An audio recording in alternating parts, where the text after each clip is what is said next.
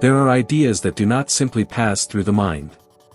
They settle into it, like dust on forgotten shelves, waiting to be noticed again in the right light. Carl Jung gave the world such ideas. He spoke of shadows we cannot see, of symbols older than language, of a soul that dreams in layers we barely understand. His words were not loud. They did not demand belief. They whispered. And because they whispered, they stayed. Tonight, as the world grows quiet and the distractions of the day fade into darkness, we return to the man who believed our deepest truths live not in what we say, but in what we dream. This is not just history.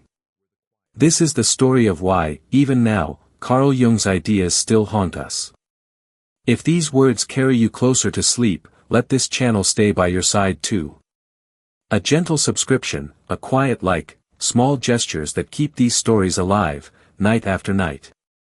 No rush. Only rest. And when you're ready, let the story continue. There are childhoods that unfold in sunlight, simple and untroubled, and then there are childhoods that carry weight from the very beginning. Carl Gustav Jung's was the latter. He was born on July 26, 1875, in the village of Keswil, Switzerland, on the shores of Lake Constance, where the water stretched wide and still, reflecting clouds and mountains and the old mysteries of a world that had not yet been explained away. His father, Paul Jung, was a Protestant pastor, a man of God who stood before congregations and spoke with certainty about faith, about salvation, about the soul's journey toward the divine. But at home, in the quiet hours, Paul was different. He was troubled. He prayed often, but his prayers seemed to go unanswered. He believed, but his belief felt hollow, like a bell that had cracked and could no longer ring true.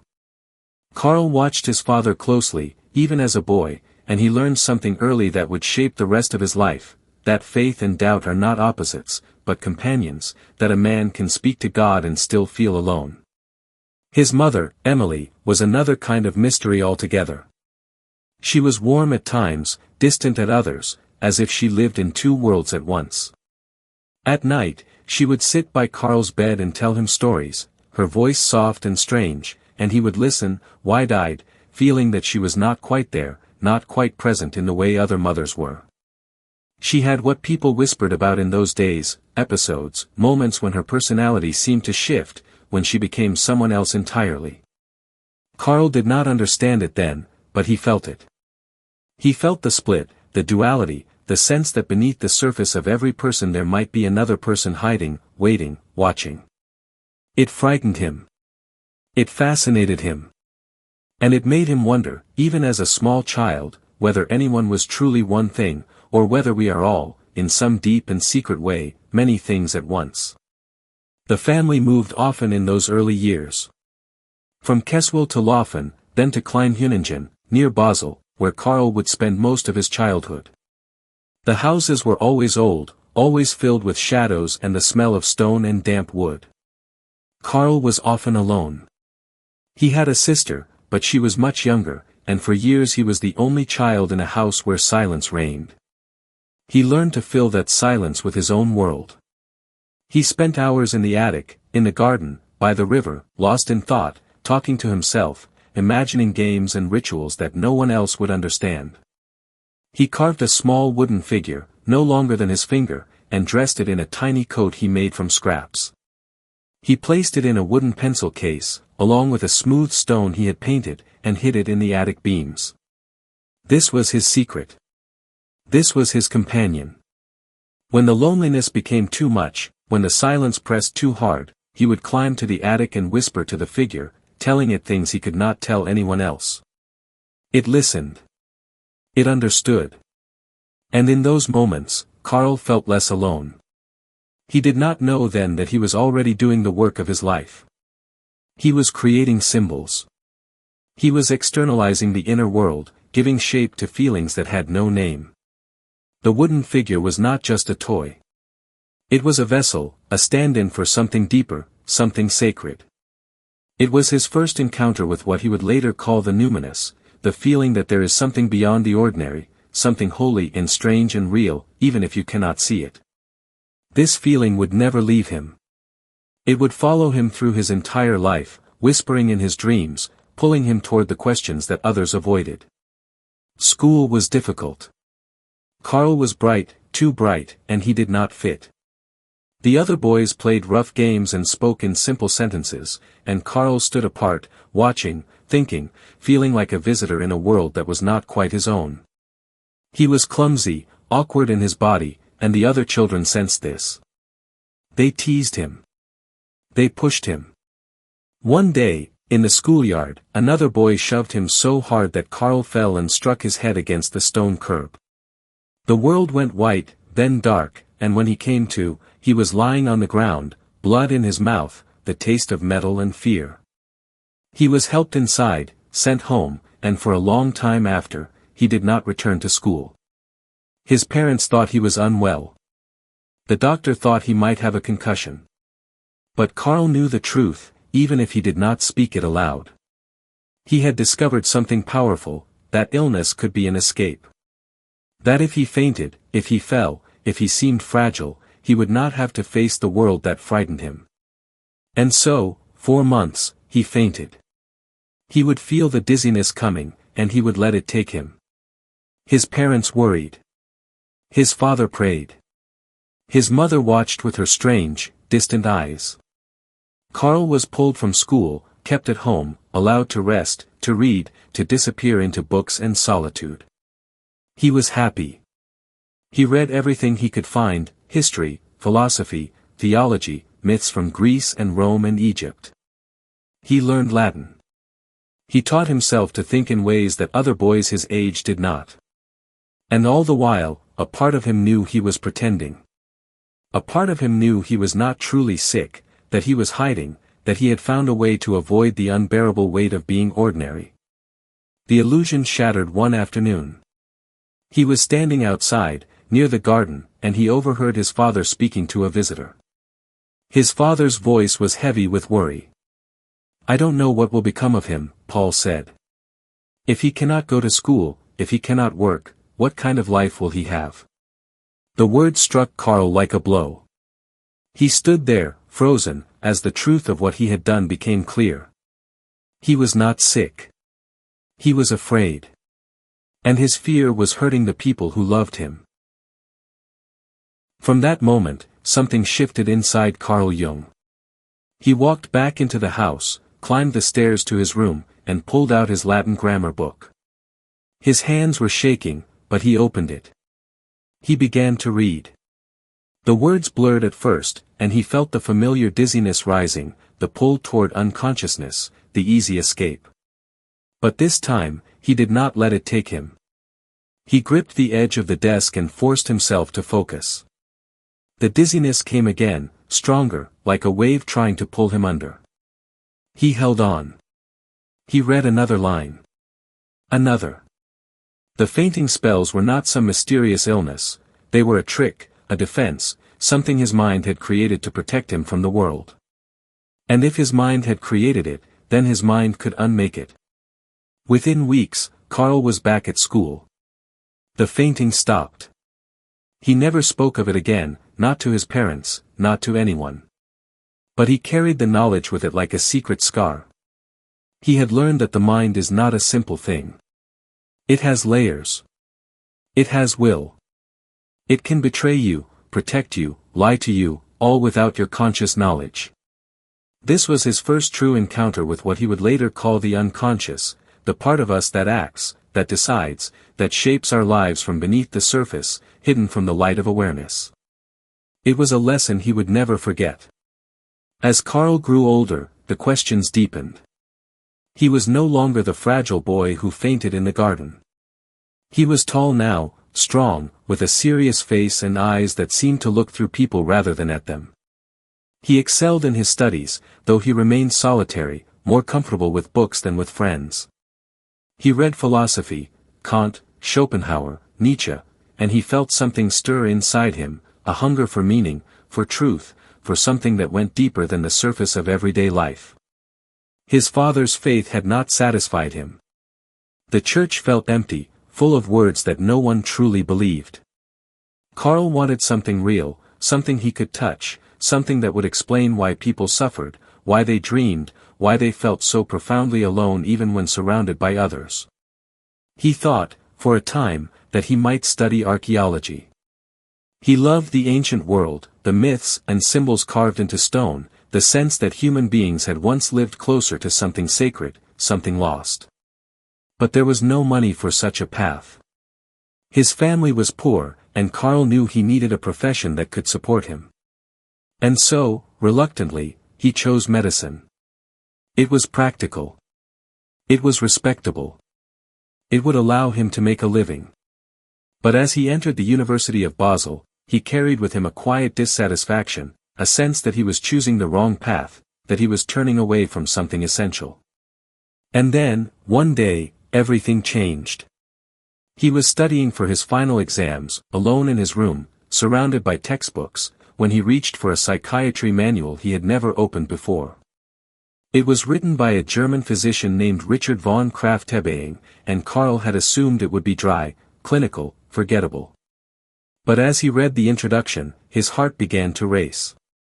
Krafft-Ebing described psychiatry as the study of diseases of the personality, as a field that stood at the intersection of medicine and the soul, where the biological and the spiritual met and tangled together. Carl read the words again, slowly, letting them sink in. This was it. This was what he had been searching for. Not archaeology. Not philosophy. Psychiatry. The study of the human mind in all its brokenness and mystery. The study of dreams, delusions, the hidden forces that drive people toward madness or healing. It was medicine, yes, but it was also something deeper, something that touched the very core of what it means to be human. He closed the book and sat in silence, feeling a clarity he had never felt before. His hands were steady. His mind was calm. He knew, with absolute certainty, that he had found his calling. Years later, he would describe that moment as one of the most important of his life, the moment when the path became clear, when the fragmented pieces of his interests and questions finally came together into something whole. He would become a psychiatrist. He would spend his life studying the mind, listening to the stories people told about themselves, exploring the dark and luminous places where consciousness met the unknown. In 1900, at the age of 25, Carl Jung began his career at the Bergholzli Psychiatric Hospital in Zurich, under the direction of Eugen Bleuler, one of the most respected psychiatrists in Europe.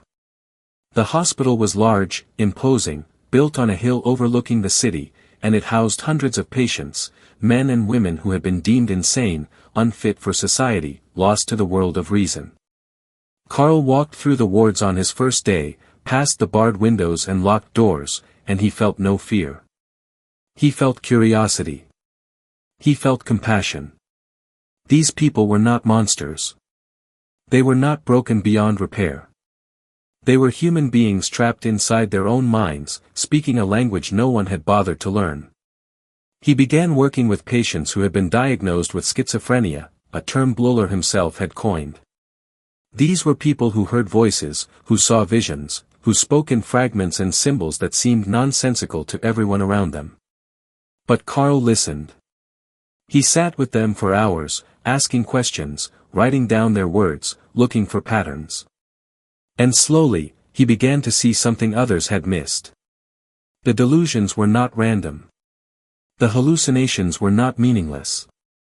They were symbols, attempts by the unconscious mind to communicate something that could not be said in ordinary language. A patient who believed he was Jesus Christ was not simply mad, he was grappling with questions of identity, power, suffering, redemption. A woman who heard voices telling her to confess her sins was not simply psychotic, she was wrestling with guilt, shame, the weight of a moral universe that had become unbearable. Jung developed a technique he called word association. He would sit across from a patient and read a list of words aloud, table, father, green, death, and measure how long it took the patient to respond with the first word that came to mind. If a patient hesitated, if their response was delayed or unusual, it meant something. It meant that word had touched a complex, a knot of emotion and memory buried deep in the unconscious. The delays were not accidents. They were clues. And Carl learned to follow them, to trace the hidden pathways of the mind, to find the stories people carried but could not tell. The work consumed him. Carl Jung barely slept in those early years at Berghalsli. He would rise before dawn, walk the cold corridors of the hospital, sit with patients while the city still dreamed, and scribble notes by lamplight long after the night staff had begun their rounds. He was learning a new language, one spoken not in words but in hesitations, in slips of the tongue, in the way a patient's eyes would cloud over when certain memories surfaced. He was learning that the mind protects itself, that it buries what it cannot bear, and that madness is sometimes just sanity pushed too far, bent under weight it was never meant to carry. His colleagues noticed. Bleuler saw promise in the young doctor, a rare combination of intellect and intuition. But there were others who found Jung strange, too intense, too willing to sit with patients others had written off as hopeless. Why waste time, they asked, listening to the ramblings of the insane? But Jung did not see them as insane. He saw them as voices from the depths, messengers from a place the rest of us only visit in dreams. And he wanted to understand what they were trying to say. In 1903, Carl married Emma Rauschenbach, a young woman from a wealthy Swiss family. She was intelligent, grounded, everything Carl needed to anchor him as he ventured further into the labyrinth of the unconscious. They moved into a house near the hospital, and Emma quickly learned that her husband was not like other men. He would disappear into his study for hours, emerging pale and distracted, muttering about complexes and associations and the hidden architecture of the psyche. She loved him, but she also understood that she was married to a man who belonged, in some essential way, not entirely to her, but to his work, to his questions, to the mystery he was determined to solve. And then, in 1906, Carl Jung discovered Sigmund Freud. Or rather, he discovered Freud's work, a book called The Interpretation of Dreams, published years earlier but only now reaching Jung's hands. He read it in one sitting, barely breathing, turning pages as if they contained a map to a world he had always suspected existed but had never been able to name. Freud had done it. He had taken the chaos of dreams and found structure, meaning, a method. He had argued that dreams were not random, not divine messages, but the royal road to the unconscious, the place where repressed desires and forbidden thoughts lived on, disguised in symbols and metaphors. Jung was electrified. Here was someone who understood, someone who had gone where the universities and textbooks refused to go. He wrote to Freud immediately, a letter full of admiration and excitement, and Freud wrote back. Their correspondence began slowly, formally, but within months it had become something more, an intellectual partnership, a meeting of minds unlike anything either had experienced before. They wrote constantly, sharing ideas, debating theories, building a vision of the human psyche that was revolutionary, dangerous, and utterly compelling. In 1907, they met for the first time, in Vienna, in Freud's study. Carl arrived nervous, unsure what to expect, and found a small, intense man with sharp eyes and a cigar that never left his hand. They sat down, began talking, and did not stop for 13 hours. They spoke of dreams, of sexuality, of repression, of the unconscious forces that shape our lives without our knowledge. Freud was older, already established, and he saw in Jung something he had longed for, a successor, a protégé, someone brilliant enough to carry his work forward into the world. And Jung, for his part, saw in Freud a father figure, the mentor he had always needed, someone who could guide him through the darkness he had only begun to explore. For several years, they were inseparable. Freud called Jung his crown prince, the heir to the psychoanalytic throne. They traveled together, lectured together, exchanged hundreds of letters filled with insights and affection. Jung joined Freud's inner circle, became the first president of the International Psychoanalytic Association, defended Freud's ideas against critics who dismissed them as obscene or unscientific. It was a heady time, full of discovery and possibility, and Jung felt, perhaps for the first time in his life, that he belonged somewhere, that he had found his tribe. But underneath the admiration, something was stirring. Jung had always been his own thinker, and the more he studied the unconscious, the more he began to see things Freud did not.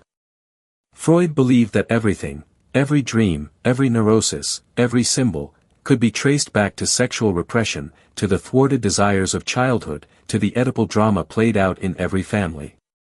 But Jung was not convinced. He had seen too many patients whose dreams spoke of gods and myths, of journeys and transformations, of questions that had nothing to do with sex and everything to do with meaning. He began to suspect that the unconscious was not just personal, not just the repository of an individual's repressed memories, but something deeper, something collective, something shared by all human beings across time and culture. He tried to share these ideas with Freud, carefully at first, then more openly. But Freud resisted. He grew defensive, irritated, afraid that Jung was diluting the purity of psychoanalysis, turning it into something mystical, something unscientific. Their letters grew tense. Their conversations became arguments. And slowly, painfully, the bond between them began to fray.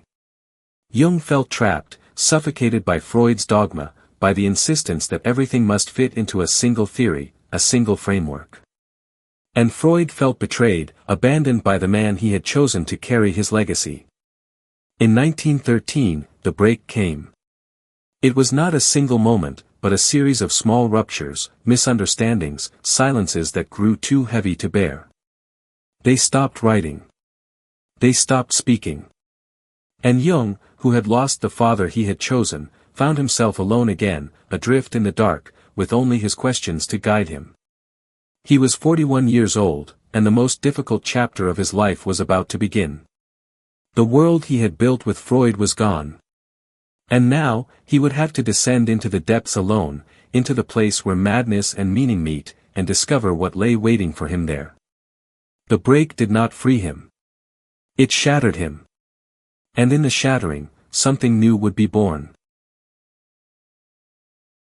There are losses that cut clean, that hurt and then heal, and then there are losses that unravel everything you thought you knew about yourself.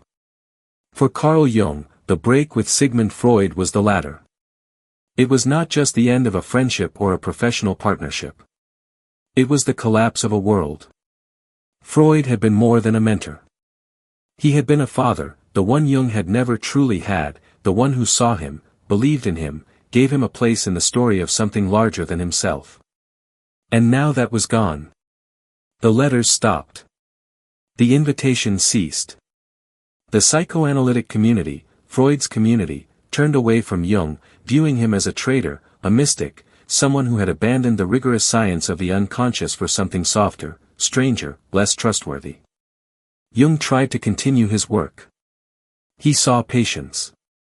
He lectured. He wrote. But inside, something was crumbling. He would sit at his desk and find that he could not focus, could not think, could not hold on to the thread of an idea for more than a few moments. His dreams became vivid, disturbing, filled with images he did not understand. He dreamed of floods and corpses, of entire cities drowning, of blood washing through the streets of Europe. He woke in the night, sweating, disoriented, unsure if he was dreaming or awake. His wife, Emma, watched him with growing concern. His children moved quietly through the house, sensing something was wrong but not knowing what. And Jung himself began to wonder if he was losing his mind, if the years of studying madness had finally pulled him across the line, into the place where his patients lived. He had always believed that the unconscious was real, that it was not just a metaphor or a theoretical construct but an actual force, a living presence within the psyche. And now, in the wake of the break with Freud, that force was rising. It was no longer content to stay hidden. It wanted to be heard. It wanted to be seen. And Jung, terrified but also deeply curious, made a decision that would define the rest of his life. He would not run from it. He would not suppress it. He would turn toward it, descend into it, and see what it had to show him. He began a practice he would later call active imagination. He would sit alone in his study, close his eyes, and allow images to arise from the darkness. He did not direct them. He did not analyze them. He simply watched, as if observing a play unfolding on a stage inside his mind. At first, nothing came. Then, gradually, figures began to appear. A young girl, wise beyond her years, who spoke to him in riddles. An old man with a long beard, who seemed to know things Jung did not. A dark, shadowy figure who frightened him but would not leave. These were not hallucinations, Jung told himself. They were not symptoms of psychosis. They were messengers, voices from the unconscious, parts of himself he had never met, aspects of the psyche that existed below the surface of ordinary awareness. He began to write down what they said. He began to draw them, to give them shape and color, even though he had no training as an artist. The images poured out of him, mandalas, spirals, strange geometric patterns, figures half human and half divine. He filled notebooks with these visions, these conversations with the inner world. And slowly, over months and then years, he began to understand what was happening. He was not going mad. He was undergoing a transformation. He was descending into what he would later call the collective unconscious, the layer of the psyche that lies beneath personal memory, beneath individual experience, the place where the myths and symbols of all humanity live on, waiting to be rediscovered. One day, he had a vision that changed everything. He was standing at the edge of a cliff, looking down into a dark abyss. He knew he had to descend.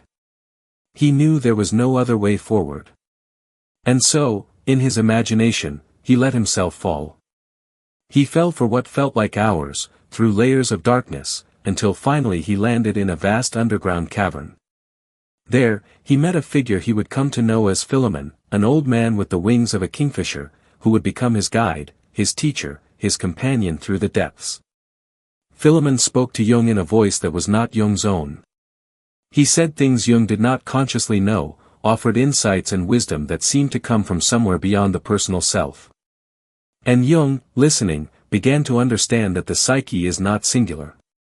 It is not one voice, one identity, one I. It is a multiplicity, a community of voices, each with its own perspective, its own knowledge, its own role to play in the drama of becoming whole. This was a radical idea, one that went far beyond anything Freud had imagined. Freud had seen the unconscious as a repository of repressed desires, a basement filled with the things we could not accept about ourselves. But Jung saw it as something far larger, far deeper. He saw it as the source of creativity, of healing, of spiritual transformation. He saw it as the place where the individual meets the universal, where personal suffering connects to the great myths and stories that have guided humanity for thousands of years. And he began to see that his own breakdown, his own descent into the dark, was not a collapse but an initiation, a journey every person must take if they wish to become truly themselves. The years between 1913 and 1919 were the strangest, darkest, most disorienting of Carl Jung's life. He called this period his confrontation with the unconscious, though later, others would use different words, his creative illness, his descent, his dark night of the soul. There were days when he could barely function, when the images and voices from within were so overwhelming that he had to grip the furniture to remind himself where he was, who he was. He would be sitting with a patient, listening to their story, and suddenly he would feel himself slipping, falling into the inner world, pulled toward the figures that waited for him there. He learned to anchor himself, to divide his life into compartments. In the mornings, he was Dr. Jung, the psychiatrist, the husband, the father. In the afternoons and evenings, he was the explorer, the pilgrim, the man who walked alone through the landscapes of the soul. He kept his family close during this time, but he also kept them separate. Emma knew something profound was happening to her husband, but she did not know the depth of it, the danger of it, the way Carl teetered on the edge of something that could have swallowed him whole. He told her some things, hinted at others, but mostly he carried the weight alone. He could not risk being hospitalized, being diagnosed, being locked away in the very institutions where he had once worked. And so he hid his visions behind a mask of normalcy, smiled when he needed to smile, spoke when he needed to speak, and descended into the abyss only when no one was watching. He bought a large red leather journal, bound and blank, and he began to transcribe everything. The visions. The conversations with Philemon and the other figures. The dreams that came in floods, each one layered with symbols he was only beginning to understand. He did not write quickly or carelessly. He wrote with the precision of a monk illuminating a manuscript, copying each word in his careful script, adding illustrations in ink and watercolor, creating a document that was part diary, part grimoire, part sacred text. He called it his Red Book, though he would not show it to anyone for decades. It was too raw, too personal, too strange. It was the map of his descent, and he did not yet know if the map led anywhere or if it was simply the record of a man unraveling. But slowly, patterns began to emerge. The figures he met in his visions were not random. They appeared again and again, in myths, in fairy tales, in the dreams of his patients. The wise old man. The young girl. The shadow figure. The great mother. The trickster. Jung began to call them archetypes, universal patterns of being that exist in the collective unconscious, inherited not through culture or education but through the very structure of the human psyche. These were not gods, though people had once worshipped them as gods. They were not symbols invented by poets, though poets had given them names. They were something older, something that predated language, something woven into the fabric of what it means to be human. And Jung realized that his patients were not just struggling with personal traumas or repressed desires. They were struggling with the same archetypal forces he was encountering, the same great patterns that had shaped human life since the beginning of time. A man who could not leave his mother's house was caught in the grip of the mother archetype, unable to separate, unable to individuate. A woman who feared her own anger was at war with her shadow, the dark twin she had disowned. A soldier returning from war, haunted by nightmares, was being confronted by the archetype of death, the inevitable end that gives life its meaning. These were not just psychological problems. They were mythological dramas, ancient stories playing out in modern lives. Jung began to see therapy differently. It was not just about making the unconscious conscious, as Freud had said. It was about helping people find their myth, their story, the pattern that gave their suffering meaning. And sometimes, it was about helping them sacrifice the false self, the persona they had built to please the world, so that the true self, the deeper self, the self with a capital S, could emerge. This was the process Jung called individuation, the lifelong journey of becoming who you truly are, not who you were told to be, not who you pretend to be, but the unique, irreplaceable person you were meant to become. During the First World War, while Europe tore itself apart, while millions died in trenches and the old world crumbled, Jung was fighting his own war, deep inside. He had dreamed of the war before it happened, had seen the blood and the destruction in visions he could not explain. And now, as the war raged, he wondered if his descent into the unconscious was somehow connected to the collective madness consuming the continent. Perhaps it was not just his psyche that was fragmenting. Perhaps it was the psyche of an entire civilization, the old gods dying, the old certainties collapsing, and something new, something not yet formed, struggling to be born. He emerged from those years changed. Not healed, exactly, but integrated. He had met the figures within, had listened to their voices, had learned their names. He had faced the shadow, the part of himself he had denied, the arrogance, the anger, the hunger for power.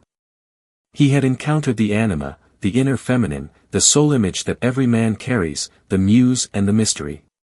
He had touched the self, the center, the wholeness that exists beyond the ego, beyond the personal I. And he had survived. He had not been destroyed by the descent. He had been remade by it. By 1919, Jung was ready to return to the world, to his patients, to his work. But he was no longer the man who had stood beside Freud, the crown prince of psychoanalysis. He was something else now, something harder to define. He was a healer, yes, but also a mystic. A scientist, but also a poet. A doctor of the soul, walking a path no one had walked before, guided by voices no one else could hear, trusting in a wisdom that came not from books or teachers but from the depths of the unconscious itself. And the ideas he brought back from that descent, the archetypes, the collective unconscious, the process of individuation, would haunt the world long after he was gone, whispering in the dreams of artists and seekers and anyone brave enough to ask the question he had asked: who am I, really, beneath all the masks, beneath all the stories I tell myself? What is the myth I am living, and is it truly mine? Carl Jung did not speak loudly about what had happened to him. He did not announce his visions in lecture halls or publish the Red Book for the world to see. Instead, he returned to his work quietly, like a man who had been to a distant country and come back with treasures he could not yet explain. His patients noticed the change. There was a depth to him now, a stillness, as if he had touched something essential and brought a piece of it back with him. He listened differently. He asked different questions. And when people came to him with their suffering, he did not just diagnose them or analyze their childhoods. He asked them about their dreams, their symbols, the images that haunted them in the night. He asked them what story they were living, and whether it was the right story, or someone else's story they had mistaken for their own. One patient, a middle-aged woman, came to him paralyzed by depression, unable to find meaning in anything, unable to feel alive. Jung listened to her dreams and noticed a recurring image, a golden light, far away, always out of reach. He asked her what the light meant to her, and she could not say. But as they worked together, as she began to paint the dreams, to give the images shape and color, something shifted. The light was not something outside her, something she had to find or earn. It was something within, something she had abandoned, a creative spark she had buried beneath years of duty and expectation. Jung did not tell her this. He let her discover it herself, through the images, through the slow and patient work of listening to the soul's language. And when she finally understood, when the light moved from the distance to the center of her own being, she wept. Not from sadness, but from recognition. She had found herself again. This was the kind of work Jung did now. He was no longer interested in curing people, if by cure we mean returning them to some normal, functional state.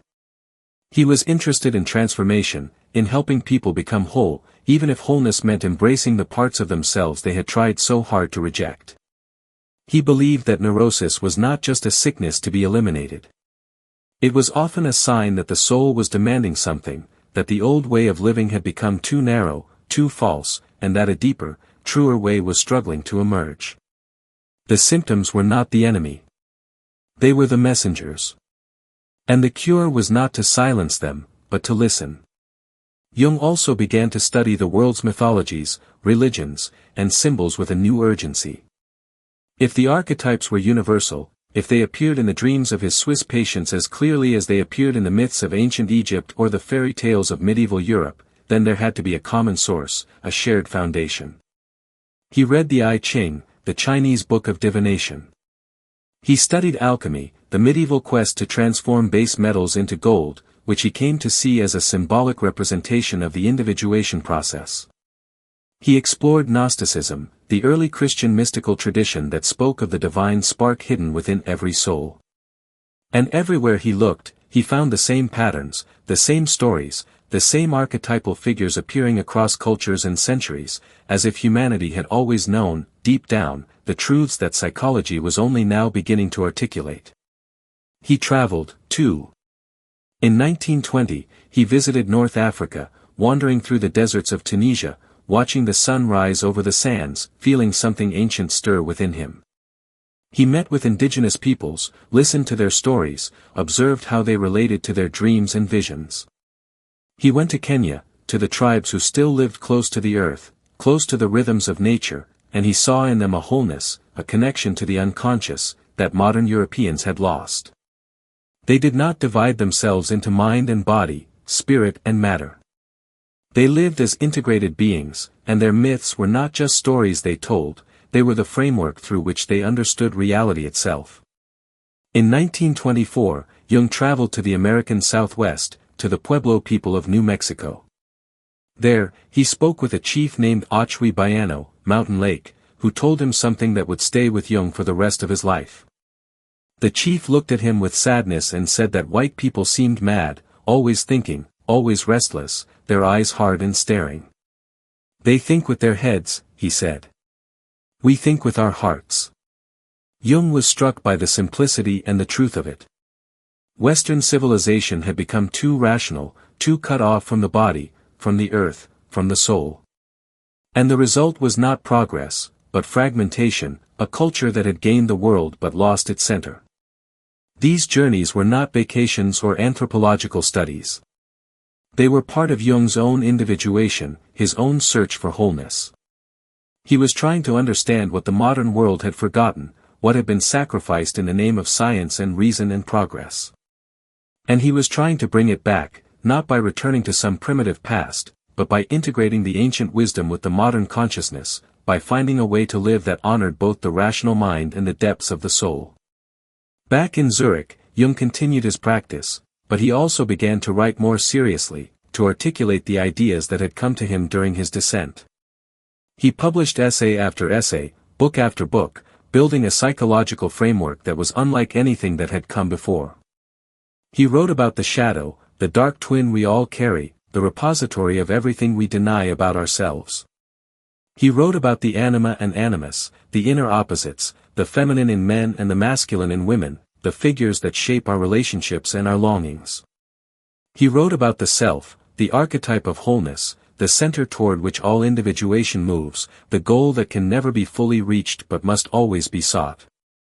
And as he wrote, as he taught, as he trained a new generation of analysts, Jung's reputation grew. He was no longer in Freud's shadow.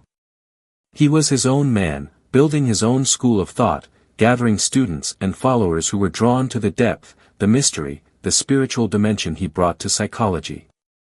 Some called him a heretic. Some called him a mystic. Some called him the most important psychologist of the 20th century. Jung did not care much for labels. He cared about the work, about the soul, about helping people find their way through the darkness and into the light. But even as his career flourished, even as his ideas spread across Europe and America, Jung carried the memory of his descent with him always. He knew what it was to lose yourself, to fall apart, to wander in the dark with no map and no guide. And he knew that this was not something to be avoided, but something to be honored, even embraced. The descent was necessary. The breaking was necessary. Because only by falling apart could you be put back together in a truer, deeper way. Only by facing the darkness could you find the light that lives within it. There are words that change the way we see ourselves, and Carl Jung gave the world such words. He did not invent them from nothing. He found them in the depths, carved them out of his own suffering, named the figures he had met in the darkness so that others might recognize them too. The shadow. The anima. The animus. The self. These were not abstract concepts to Jung. They were living realities, presences within the psyche as real as the people we meet in waking life. And he believed that if we could learn their language, if we could face them honestly, we might become whole in a way most people never dared to imagine. The shadow was the first, and perhaps the most important. Jung described it as the part of ourselves we refuse to see, the collection of qualities and impulses we have judged as unacceptable and buried deep in the unconscious. It is not pure evil, though it can contain cruelty and rage. It is simply everything we have decided we are not, everything we have pushed away in order to be loved, to be good, to belong. For some, the shadow holds anger, the fury they were taught never to express. For others, it holds desire, the hunger they were told was shameful. For still others, it holds creativity, ambition, even joy, anything that did not fit the narrow role they were given. Jung knew his own shadow well. He had met it during his descent, seen it in the figures that frightened him, heard it in the voices that whispered truths he did not want to hear. He had seen his arrogance, his hunger for recognition, his resentment of Freud, his fear of being ordinary. And he had learned that the shadow does not disappear when we ignore it.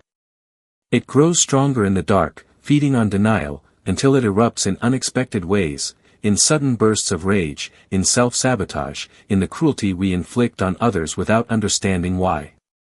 But Jung also believed that the shadow holds treasure. It contains not just the parts of us that are dangerous or ugly, but also the parts that are vital, powerful, alive. A man who has always been mild and agreeable may discover that his shadow holds the strength to say no, to set boundaries, to fight for what matters. A woman who has always been selfless and giving may find that her shadow holds the audacity to claim her own desires, to take up space, to stop apologizing for existing. The shadow, Jung said, is not the enemy. It is the disowned self, the exile, the one who has been waiting all this time to be welcomed home. He would tell his patients to watch for the shadow in their projections.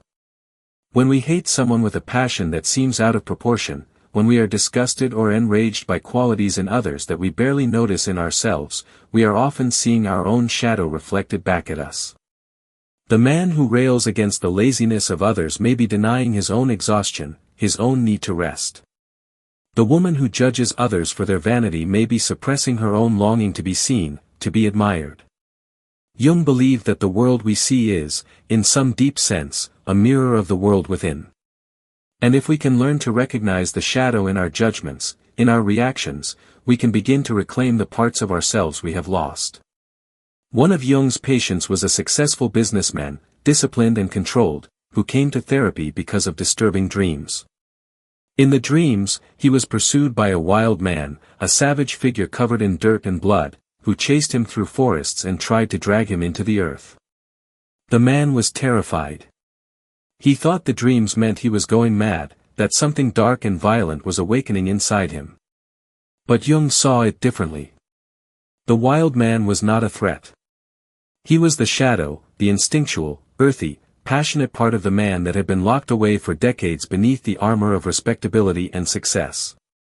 The man had lived entirely in his mind, in his plans and strategies, and his body, his emotions, his wildness had been starved. The dreams were not a warning of madness. They were an invitation to wholeness, a call from the depths to remember what it felt like to be fully alive. Jung worked with him slowly, carefully. He did not tell the man to abandon his life or his discipline. He helped him find small ways to honor the wild man, to bring that energy back into his waking life. The man began to hike in the mountains, to feel the earth under his feet. He took up boxing, something physical and raw. He allowed himself to feel anger, to express frustration, to stop pretending everything was fine. And slowly, the dreams changed. The wild man stopped chasing him. Instead, they stood together, side by side, and the man felt, for the first time in years, that he was complete. This was the work of integrating the shadow, and Jung believed it was the first and most essential step in the process of individuation. We cannot become whole by pretending to be saints. We can only become whole by accepting that we are human, flawed, capable of darkness and light, and that both belong to us. The shadow must be faced, acknowledged, even befriended. Not indulged, not acted out recklessly, but integrated, brought into the light of consciousness where it can be understood and transformed. But the shadow was only the beginning. As Jung continued his exploration of the psyche, he encountered other figures, other forces, that shaped the inner world in ways most people never consciously recognized. Among the most powerful were the Anima and the Animus, the inner opposites that lived within every person, regardless of their outer gender. Jung believed that no one is purely masculine or purely feminine. We are all, in some essential way, both. And the part that remains hidden, the contrasexual other within, becomes a figure of immense influence, shaping how we love, how we dream, how we relate to the mystery of what we are not. For men, this inner figure was the Anima, the feminine soul image. She appeared in dreams as a woman, sometimes young and radiant, sometimes old and wise, sometimes dangerous and seductive. She was muse, lover, guide, and siren. She carried the qualities a man had not developed in himself: softness, intuition, emotional depth, the capacity to relate, to feel, to surrender. Jung knew his own Anima well. She had come to him during his descent, had spoken to him in visions, had challenged him to feel what he had always thought his way through. And he had learned that when a man does not know his Anima, when he is cut off from the feminine within, he projects her onto the women in his life, expecting them to carry his soul for him, to provide the meaning and emotion he cannot find in himself. This, Jung realized, was the source of much romantic suffering. A man falls in love, not with the woman as she truly is, but with his own anima projected onto her. He sees her as perfect, divine, the answer to his longing. And then, inevitably, she fails to live up to the projection. She becomes human, flawed, and he is disappointed, even enraged. He blames her for not being what he needed her to be, never realizing that what he needed was not a woman at all, but his own inner feminine, his own capacity for feeling and connection. The task, Jung said, was to withdraw the projection, to meet the anima within, to develop the qualities she represented so that a man could love a real woman, not a fantasy. For women, the inner figure was the animus, the masculine spirit image. He appeared in dreams as a man, sometimes strong and protective, sometimes cold and critical, sometimes a chorus of voices that judged and commanded. He carried the qualities a woman had not developed: assertiveness, logic, the capacity to think clearly, to act decisively, to claim authority. Jung saw that when a woman did not know her animus, she too projected him outward, often onto the men in her life, looking to them to provide the strength and clarity she had not claimed for herself. Or the animus would speak from within as a harsh inner critic, a voice that told her she was not enough, that she had no right to speak, to lead, to be seen. Jung worked with many women who were haunted by the animus in its negative form. One was a talented artist who could not finish her paintings because a voice inside her head told her they were worthless, that she was fooling herself, that she should give up. Jung helped her see that this voice was not the truth. It was the animus in his shadow form, the inner masculine turned destructive. And the task was not to silence the voice, but to transform it, to develop her own capacity for discernment, for self-confidence, for the kind of inner authority that does not need external validation. As she did this work, as she painted despite the voice, as she learned to trust her own judgment, the animus changed. He became a supporter, a guide, a source of clarity rather than cruelty. Jung believed that integrating the anima or animus was essential to becoming whole. It was not about becoming androgynous or abandoning one's gender. It was about developing the full range of human qualities, about honoring both the masculine and the feminine within, so that a person could be strong and soft, rational and intuitive, active and receptive, without feeling torn or incomplete. This was the inner marriage, the union of opposites, and it was one of the great themes of alchemy, of mythology, of every spiritual tradition that had ever sought wholeness. And beyond the shadow, beyond the anima and animus, there was something deeper still. Jung called it the self, and it was the archetype of wholeness, the center of the psyche, the totality of all that we are, conscious and unconscious, light and dark, personal and transpersonal. The self was not the ego, not the I that thinks and plans and tries to control life. The ego was only a small part of the psyche, a necessary part, but not the center. The self was the true center, and the process of individuation was the slow, lifelong journey of the ego learning to serve the self, to align with something larger, deeper, wiser than its own narrow concerns. Jung often described the self through the symbol of the mandala, the circular image that appears in art and ritual across cultures, Tibetan sand paintings, rose windows in Gothic cathedrals, the intricate patterns in Islamic art. The mandala represented wholeness, balance, the integration of all parts into a unified whole. And Jung noticed that his patients, without any prompting, would spontaneously draw mandalas during times of crisis or transformation, as if the psyche itself was reaching for order, for center, for the assurance that beneath the chaos, there was a pattern, a meaning, a self that held everything together. He had drawn his own mandalas during his descent, filling pages with circles and spirals and geometric designs that seemed to emerge from somewhere beyond his conscious control. And he came to see them as images of the self trying to manifest, the wholeness trying to make itself known. The self, Jung believed, was not something we create. It is something we discover, something that has always been there, waiting for us to grow large enough, honest enough, humble enough to recognize it. The self did not speak in commands or doctrines. It spoke in symbols, in dreams, in the quiet knowing that arises when we stop trying to control everything and simply listen. Jung saw this again and again in his work. A patient would come to him lost, fragmented, unsure of who they were or what their life meant. And as they worked together, as they followed the thread of dreams and symbols, something would begin to shift. Not all at once, but gradually, like the slow turning of a wheel. The scattered pieces would start to gather around a center. The conflicts would begin to resolve, not by choosing one side over the other, but by finding a third way, a higher synthesis that honored both. The person would begin to feel more themselves, more whole, not because they had become perfect, but because they had become real. Jung told the story of a woman who came to him in her 50s, successful by every outward measure but empty inside, as if her life belonged to someone else. She had followed all the rules, been the dutiful daughter, the good wife, the selfless mother. But now her children were grown, her marriage felt hollow, and she did not know who she was when no one needed her. Her dreams were vivid, disturbing. In one, she was walking through a great cathedral, and at the center, there was an altar with a golden chalice. She reached for it, but just as her fingers touched the rim, the cathedral began to crumble, and she woke in terror. Jung listened, and he asked her what the chalice meant to her.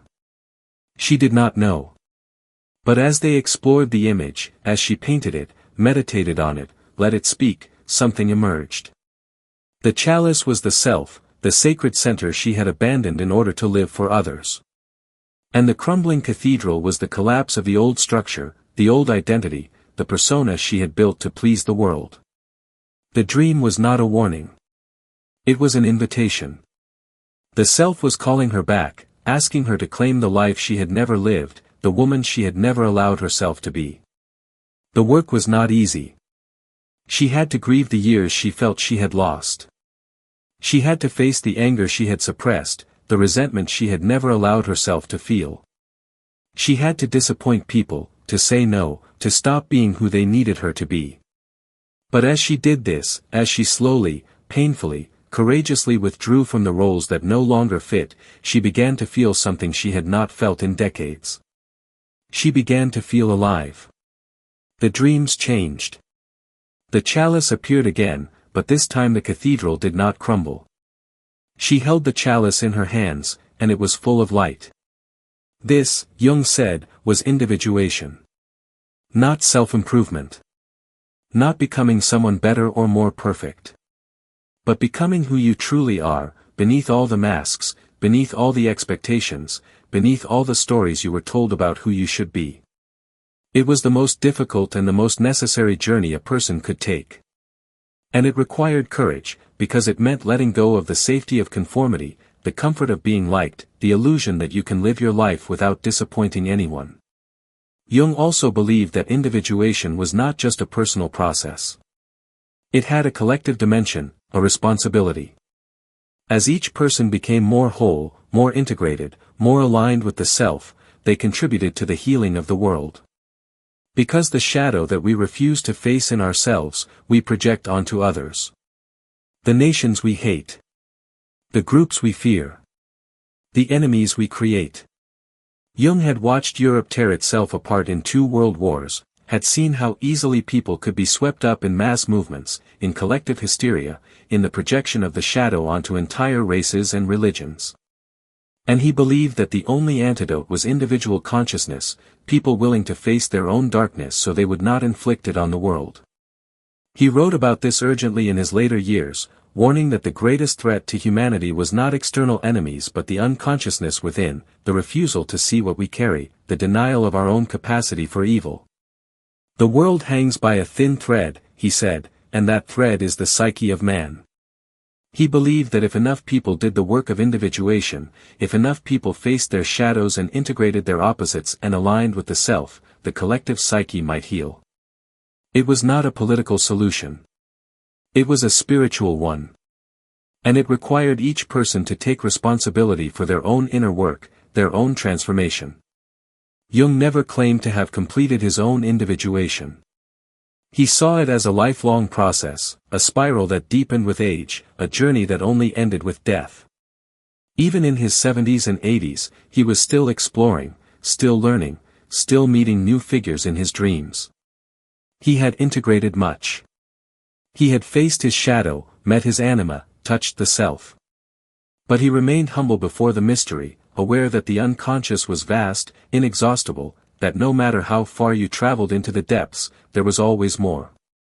And this humility, this willingness to remain a student of the soul, was perhaps his greatest gift. He did not offer easy answers or quick fixes.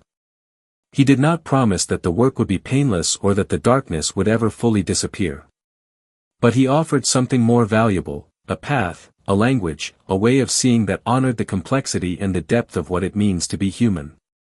He gave people permission to be broken, to be lost, to descend into the places they feared, trusting that if they went deep enough, if they listened carefully enough, they would find not destruction but transformation, not madness but meaning.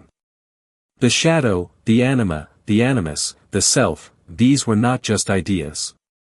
They were companions on the journey, guides through the darkness, voices that called us toward wholeness. And Jung's great insight was that we do not have to walk that path alone. The figures within are there to help us, if we are brave enough to meet them, honest enough to listen, and patient enough to let the process unfold in its own time, in its own way. There are moments when the world seems to speak directly to us, when something inside aligns with something outside, and the coincidence is so perfect, so impossible, that we stop and wonder if perhaps the universe is not as random as we have been taught. Carl Jung lived in such moments more than most. He noticed them, collected them, pondered them with the same seriousness he brought to dreams and symbols. And in his later years, he gave them a name, synchronicity.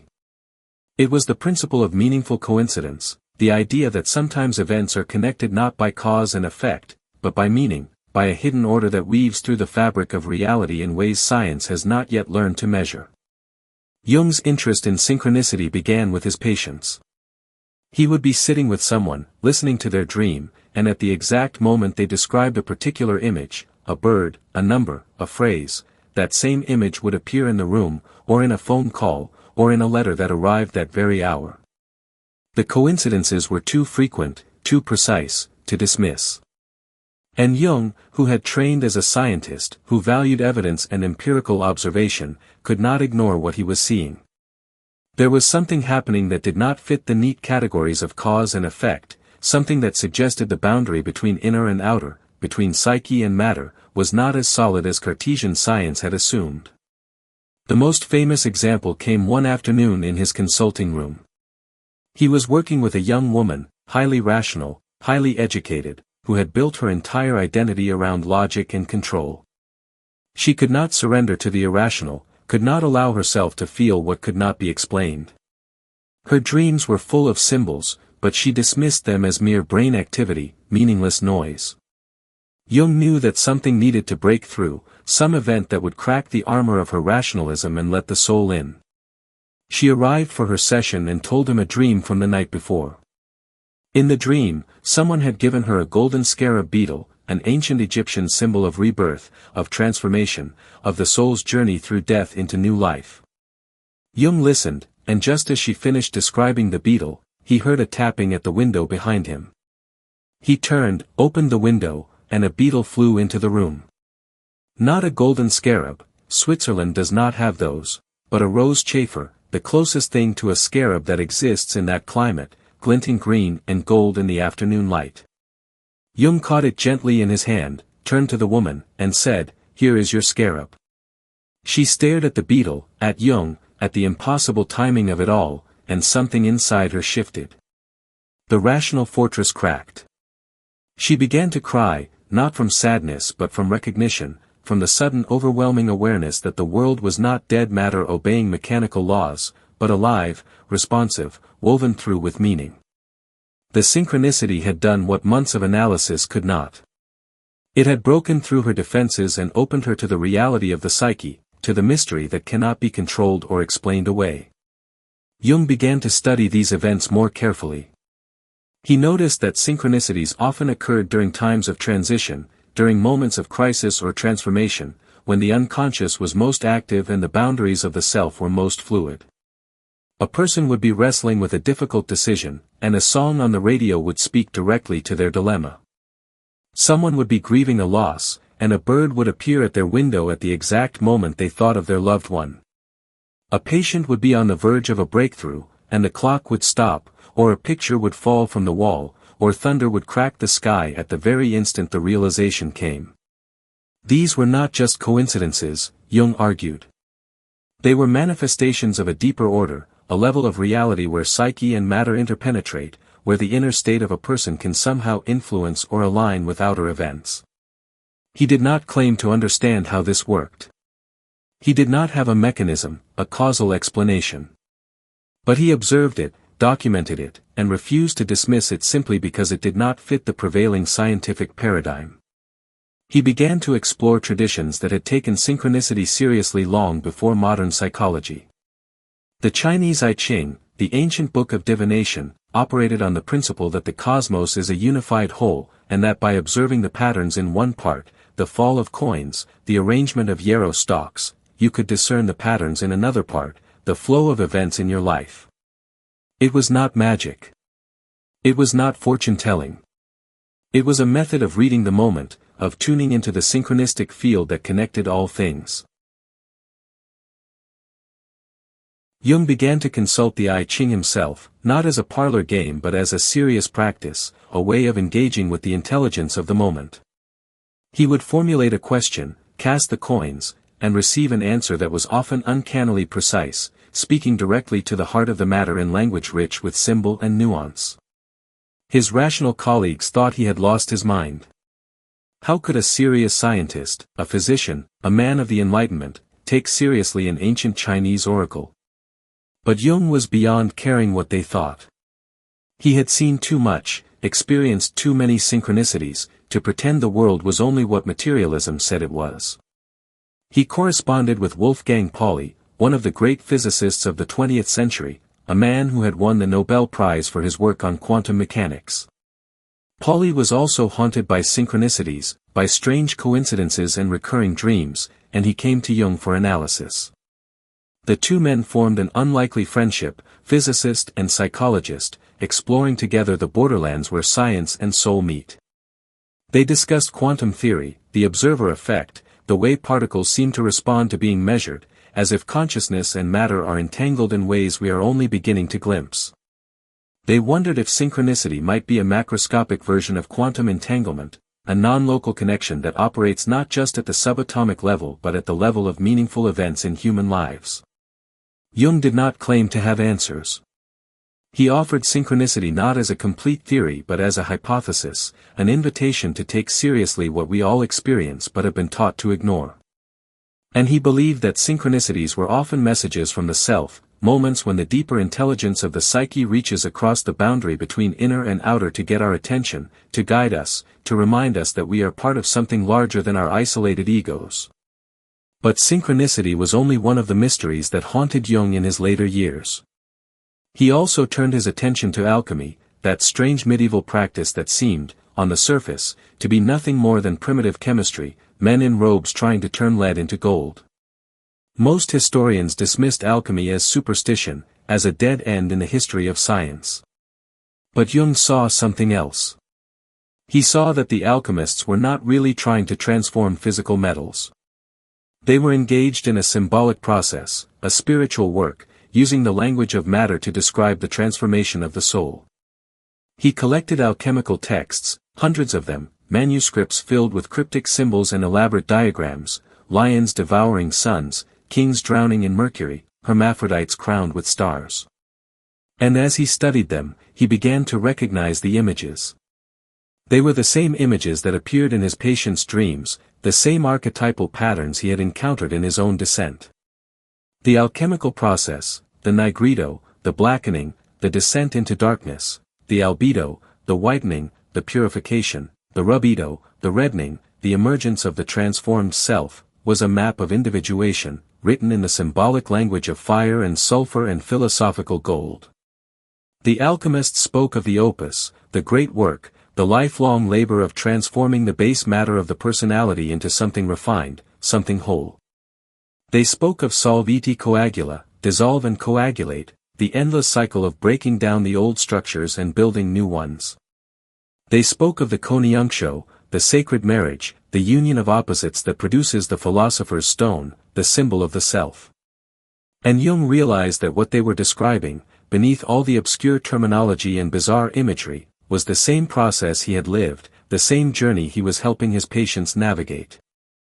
Alchemy became, for Jung, a bridge between the ancient world and the modern psyche, proof that the quest for wholeness was not a new invention but an eternal human endeavor, expressed differently in different times but always pointing toward the same goal.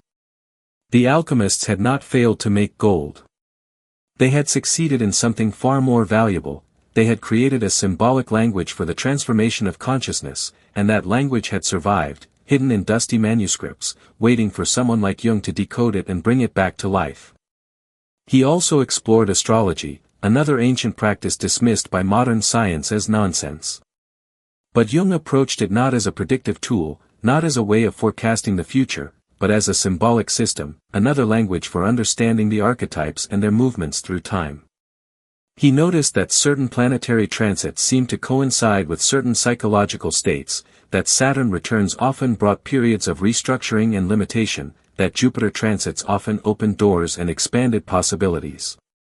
He did not believe the planets caused these changes. He believed they reflected them, that they were part of the synchronistic web that connected all things. His colleagues were scandalized. Jung, the respected psychiatrist, the founder of analytical psychology, was now writing about alchemy, consulting the I Ching, taking astrology seriously. They accused him of mysticism, of abandoning science, of leading psychology into the swamp of superstition.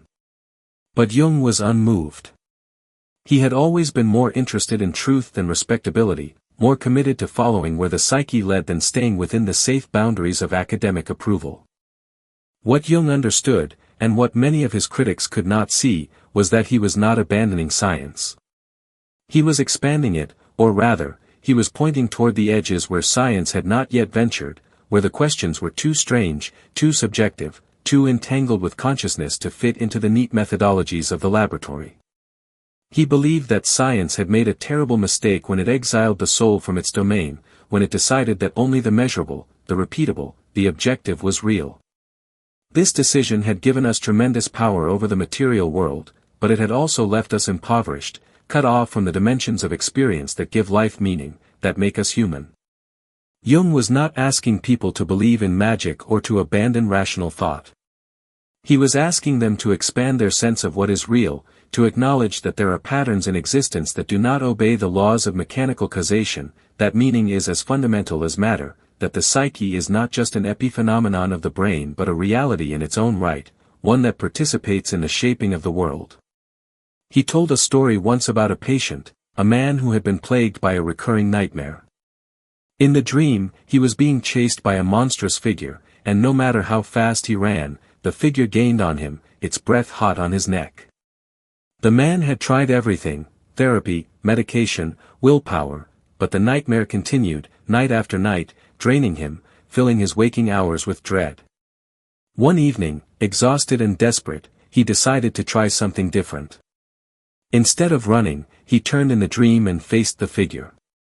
He asked it, "What do you want?"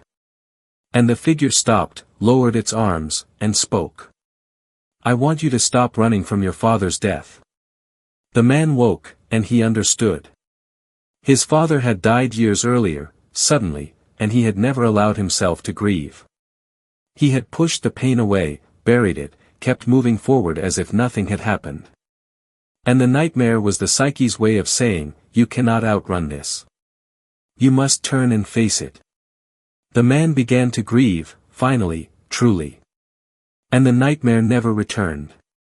Jung saw synchronicity, alchemy, astrology, all the strange and mysterious dimensions of his work, as expressions of the same fundamental truth, that the psyche is not passive, not simply a product of neurons firing in the brain, but an active, creative force, one that reaches out into the world, that shapes and is shaped by reality in ways we are only beginning to understand. And he believed that if we could learn to listen to the psyche, to honor its symbols and its synchronicities, to trust the intelligence that moves through dreams and visions and the uncanny timing of events, we might live more fully, more meaningfully, more aligned with the deeper patterns that guide the unfolding of our lives. He was often asked, in his later years, whether he believed in God. It was a question he found tiresome, too simplistic for the complexity of what he had experienced. He would answer, carefully, that he did not believe in God, he knew. But he did not mean it in the way religious fundamentalists meant it, as if he possessed some special revelation or dogma. He meant that he had experienced the numinous, the sacred dimension of reality, in ways that were undeniable, that had shaped his life and his work. He had met the archetypes, the transpersonal forces that dwarf the ego and connect us to something larger than ourselves. He had felt the presence of the self, the deep center that holds everything together. And he had witnessed synchronicities, those moments when the veil between inner and outer becomes transparent, and we glimpse the hidden order that weaves through all things. But Jung's God was not a person in the sky, not a judge or a king or a father figure. It was the ground of being, the mystery at the heart of existence, the energy that flows through the universe and through the soul. It was what he sometimes called the psychoid, the place where psyche and matter are not yet separate, where consciousness and the physical world emerge from the same source.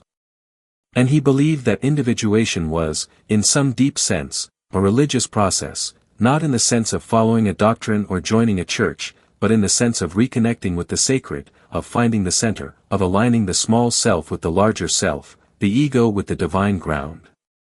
He was careful, always, not to impose his views on others. He did not want followers or disciples. He wanted people who could think for themselves, who could question him, who could find their own way. He told his students again and again, "Don't follow me. Follow your own unconscious. Let your dreams be your guide. I can offer you a map, but the territory you must explore yourself." And this humility, this refusal to become a guru or a prophet, was perhaps what made his work so enduring.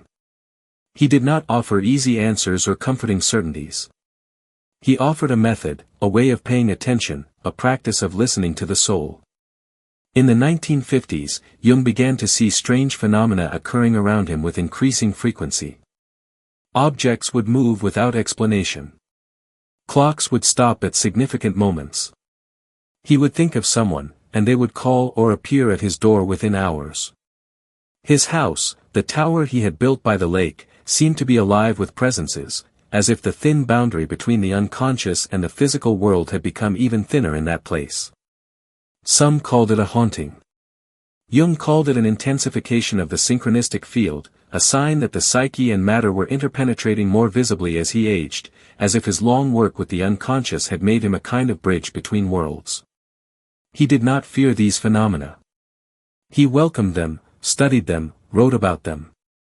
And he remained, to the end, a scientist of the soul, a man who trusted what he experienced more than what he was told to believe, who followed the evidence even when it led him into territories that had no map, no name, no place in the official story of what is real.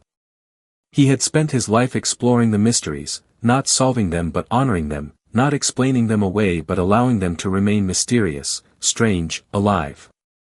And perhaps that was the greatest gift Carl Jung gave to the world, not a system or a theory or a set of techniques, but permission to live in mystery, to trust that there is more to reality than what we can see and measure, to believe that the soul is real and that its language, though strange, is worth learning. He gave us synchronicity, not as an answer but as an opening, an invitation to pay attention, to notice the moments when the world speaks, when meaning rises to the surface, when the invisible order becomes, for just an instant, visible. There is a kind of life that ends with retirement, with quiet days and closed doors, where the work is finished and what remains is only rest. Carl Jung's life was not that kind. Even as his hair turned white, even as his body slowed and the years pressed heavy on his shoulders, his mind remained restless, curious, awake. He had built a tower by the lake, stone by stone, with his own hands, a place where he could be alone with his thoughts, with his dreams, with the figures that still visited him in the night. It was not a grand estate or a monument to his achievements. It was simple, rough, a refuge carved from earth and stone, a place where the boundary between the inner world and the outer grew thin, where he could listen to what the silence had to say. He called it Ballingen, and it became the center of his later years. There was no electricity, no telephone, no modern distractions. He lit fires, cooked simple meals, carved symbols into the walls, and sat by the lake watching the light change across the water. He wrote there, thought there, dreamed there. And he continued, always, to see patients, to listen to their stories, to help them navigate the darkness and find their way toward wholeness. Even in his 70s and 80s, people came from all over the world to sit with him, to ask their questions, to hear what he had learned in his long journey through the depths of the psyche. Jung did not believe in retirement from the soul's work. He believed that individuation was a lifelong process, that there was no point at which you arrived, no finish line where you could stop and say, I am whole now, I am done. The psyche continued to unfold, to reveal new layers, new mysteries, until the moment of death. And perhaps even beyond. He had grown more interested, as he aged, in what happens after death, in whether consciousness survives the body, in the dreams that come at the end of life, dreams that often seem to be preparing the soul for some kind of transition, some journey into the unknown. One of his last patients was an elderly woman, dying of cancer, who came to him not for healing of the body but for understanding of what was happening to her soul. She told him her dreams, and they were unlike any dreams she had ever had before. They were luminous, filled with light and figures she did not recognize, landscapes that felt more real than waking life. She was not afraid. She felt, she told Jung, as if something was calling her, as if her psyche was already reaching across the threshold, preparing her for what came next.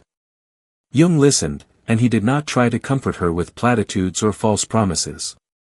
He told her that her dreams suggested the psyche does not end with the body, that consciousness may continue in some form, that death might not be an ending but a transformation, another stage in the soul's journey. He could not prove this. He did not claim to know what happens after death. But he had seen too many deathbed dreams, too many visions of light and reunion, too many synchronicities surrounding the moment of death, to believe that consciousness simply winks out like a candle flame. The psyche, he suspected, was not bound by time and space in the way the body was. It participated in something larger, something eternal, something that the ego could not grasp but the self perhaps knew intimately. Jung's own dreams, in his final years, took on a different quality. They were less personal, less concerned with the dramas of his individual life, and more archetypal, more universal. He dreamed of mandalas, of perfect circles and sacred geometry, of journeys to distant places that felt like memories of the collective unconscious. He dreamed of meetings with figures who seemed to exist outside of time, teachers and guides who spoke in languages older than words. And he welcomed these dreams, recorded them, meditated on them, understanding that they were preparing him, in their own way, for the final transition. But even as he contemplated death, he remained deeply engaged with life, with the world, with the questions that had haunted him since childhood. He watched with alarm as the Cold War unfolded, as nations built weapons capable of destroying all life on Earth, as the collective shadow of humanity grew darker and more dangerous. He wrote urgently about the need for individual consciousness, for people to face their own darkness so they would not project it onto enemies, so they would not sleepwalk into annihilation. He believed that the fate of the world depended not on politicians or generals but on ordinary people willing to do the inner work, willing to become conscious, willing to take responsibility for the shadow they carried. He was invited to give lectures, to write essays, to speak to those who sought his wisdom. And though his body tired easily, though the effort of travel exhausted him, he continued because he believed the message was urgent, the need profound. He spoke about the dangers of mass movements, of ideologies that promise certainty and demand conformity, of the way people surrender their individuality to the collective when they are afraid, when they do not know who they are. He had seen it happen in Nazi Germany, had watched as millions of people merged into a single destructive force, possessed by archetypes they did not understand, driven by shadows they refused to face. And he feared it could happen again, anywhere, if people did not wake up, did not learn to see what moved beneath the surface of their own minds. Jung also spent his later years writing, trying to distill everything he had learned into words that might endure, that might guide others long after he was gone. He wrote memories, dreams, reflections, an autobiography unlike any other, part memoir, part mythology, part confession of a soul. It was not a chronological account of his life's events. It was the story of his inner journey, the descent and the return, the figures he had met, the visions that had shaped him, the questions that had driven him. He wrote it with the help of his assistant, Anila Jaffe, speaking into the silence of Bollingen, letting the memories rise like dreams, trusting that the story would tell itself if he remained honest, if he did not try to make himself look better or wiser than he was. The book was strange, unsettling, filled with material that made even his closest students uncomfortable.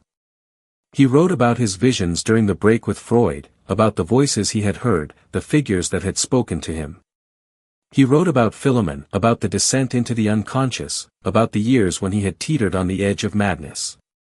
Some thought he should not publish these things, that they would damage his reputation, make him seem unstable, unscientific. But Jung did not care. He was too old to worry about reputation.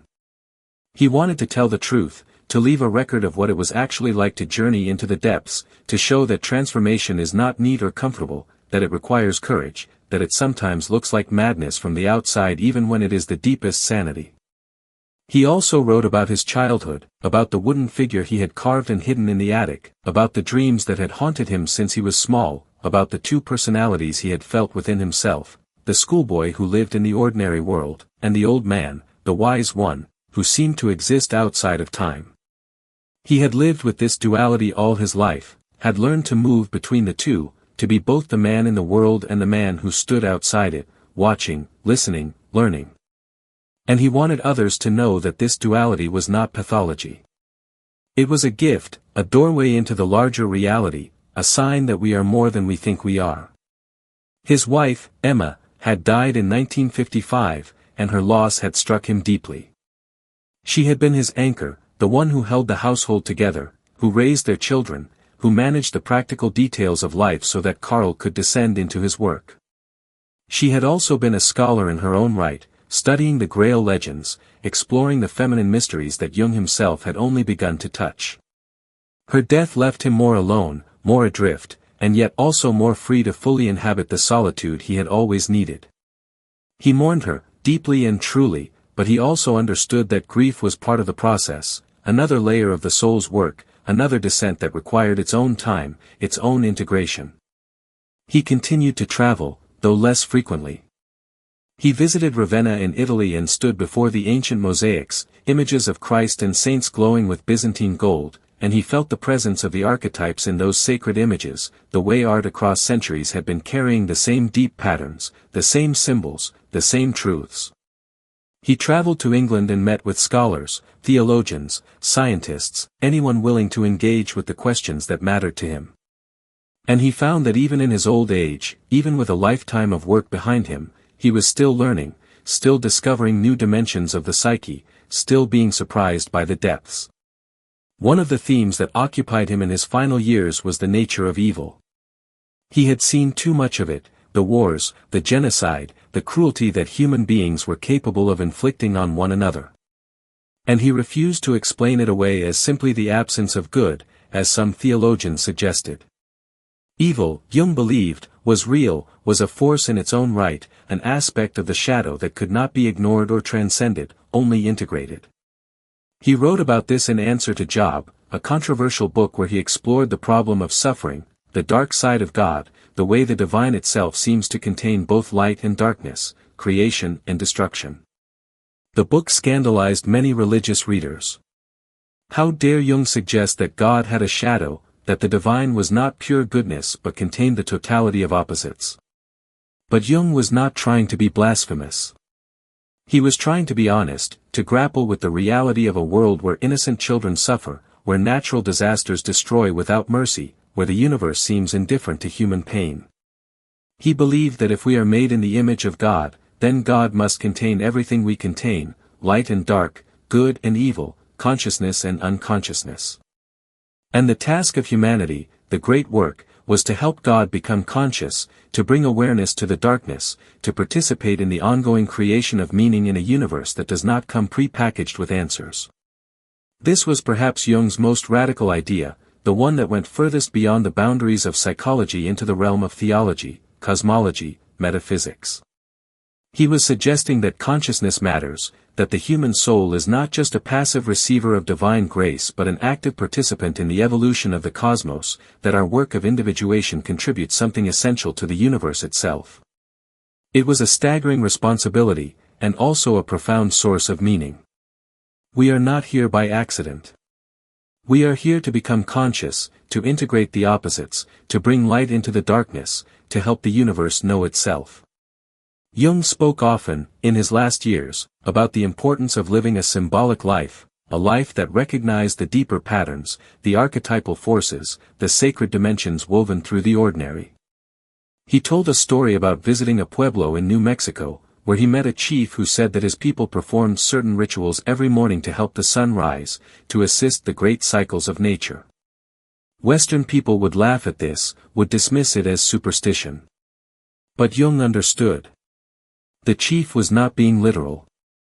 He was living symbolically, participating consciously in the rhythms of the cosmos, offering his awareness, his intention, his prayers to the ongoing work of creation.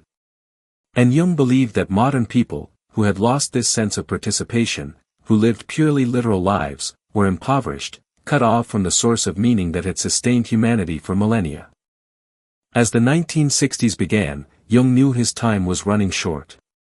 His body was failing, the heart that had carried him through so many years growing weaker, more unpredictable. He had suffered heart attacks before, had felt the proximity of death, the way it waits quietly at the edge of awareness, patient and inevitable. But he was not afraid. He had spent his entire life preparing for this moment, studying the threshold between life and death, listening to the dreams of the dying, exploring what the psyche does when it knows the body is ending. And his own dreams told him that death was not an ending but a passage, not a darkness but a different kind of light. He spent his final months at Bollingen, surrounded by the stones he had carved, the symbols he had placed on the walls, the quiet presence of the lake. Friends and students visited, and he received them with warmth but also with a certain detachment, as if he was already halfway gone, already turning toward whatever came next.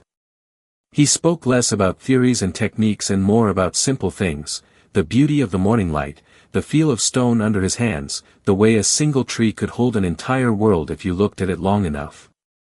He had always been a man of depth, but now there was also a simplicity, a peace that came from having done the work, from having descended and returned, from having lived a life that was fully his own. He died on June 6, 1961, at his home in Küsnacht, with the lake visible from his window, the same lake he had gazed upon as a boy, the same water that had reflected his questions back to him for more than 80 years. The cause was a heart attack, sudden but not unexpected. He was 85 years old. The news spread quietly, carried by letters and phone calls, and those who had known him, who had worked with him, who had been transformed by his ideas, felt the loss deeply. But they also felt something else, gratitude. Gratitude that he had lived, that he had been brave enough to descend, that he had brought back the language of the soul and given it to the world. Jung left behind no church, no institution that claimed to possess his truth. He left books, essays, letters, lectures, and a method, a way of listening to dreams, of honoring symbols, of facing the shadow, of seeking wholeness. He left the idea that the psyche is real, that the unconscious is not just a basement filled with repressed memories but a living, creative, intelligent presence. He left the concept of the collective unconscious, the understanding that we are connected to something larger than our personal history, that we carry within us the wisdom and the wounds of all humanity. He left the archetypes, those universal patterns that shape our lives whether we know it or not. And he left the invitation to individuate, to become who we truly are, to make the long journey from the false self to the true self.